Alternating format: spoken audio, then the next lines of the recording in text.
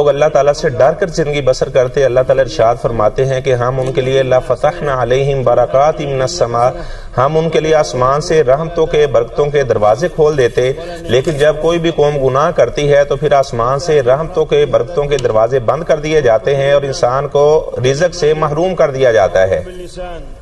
فرماتے ہیں کہ جو حیا کو لازم پکڑتا ہے اللہ تبارک و تعالیٰ کا محبوب بندہ بن جاتا ہے، اور جب کوئی بھی قوم حیا کو پس پش ڈال دیتی ہے تو اللہ تبارک و تعالیٰ ایسے لوگوں سے ناراض ہو جاتے ہیں۔ حیا کو لازم پکڑنا اور ایمان اور حیا دونوں لازم لزوم ہے، اگر کسی میں حیا نہ رہے تو ایمان بھی نہیں رہتا۔ پہلے پیغمبروں نے بھی اپنی قوم کو حیا کا درس دیا، جب کوئی انسان حیا نہیں کرتا تو جو مرضی کام کرتا رہے اللہ تعالیٰ اس کی کوئی پرواہ نہیں کرتے۔ اس کے بعد فرماتے ہیں لوگوں، آپ صلی اللہ علیہ وسلم نے فرمایا کہ ہمیشہ سچی بات کرو، کبھی بھی اپنے کلام کے اندر جھوٹ کی آمیزش نہ آنے دو، اور اپنے اخلاق کو اچھا کرو۔ جو بھی اپنے اخلاق کو اچھا کر لیتا ہے اللہ تبارک و تعالیٰ اسے تہجد پڑھنے کا بھی اجر عطا فرماتے ہیں، اور دن کے وقت روزہ رکھنے کا بھی اجر عطا فرماتے ہیں۔ اور اس کے بعد فرماتے ہیں لوگوں، یتیموں کے ساتھ حسن سلوک کرو، بیواؤں کے ساتھ حسن سلوک کرو۔ جو بھی یتیموں کے ساتھ شفقت کرتا ہے اللہ تبارک و تعالیٰ ایسے انسان سے بہت زیادہ محبت کرتے ہیں، اور بیواؤں سے حسن سلوک کرنے والا ایسا انسان بھی اللہ کا محبوب بندہ بن جاتا ہے۔